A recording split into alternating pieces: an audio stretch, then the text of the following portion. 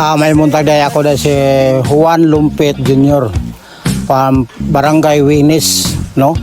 So usa ka bantay bukid sa Panigan Tamugan Watershed. Una sa pagpananom namo, kami ang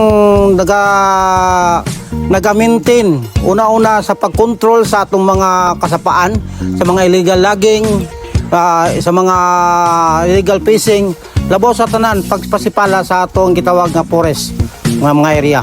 Kay sa amo nga mga bantay bukid, nagkalipay namo ang maong gitawag nga partnership sa atinyo tungod kay nganuman dako kayo kay mo ano impact sa atong syudad sa Davao nga ang pag-atiman o ang pagtibayayong panaghiusa sa mga eskwelahan.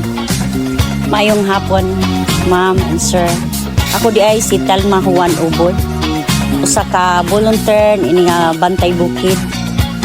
And then usapod ko nga sekretary nining amo ang cluster. Unang-una is dako kay mi og mga pagpasalamat especially sa inyohang grupo ingon sa Ateneo nga mga partnership namo, gipasalamatan namo tungod kay kung wala mo nga mianhi og miabot nganhi sa amo dili pud mi makasinati unsa pud mo ingon nga mga estudyante ni anang Ateneo.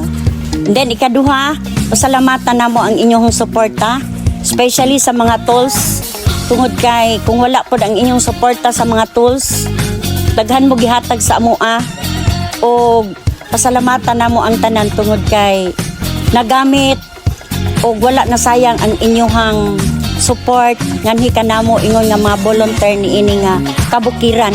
So nagamit siya aron paglimpyo sa ato ang mga tanom.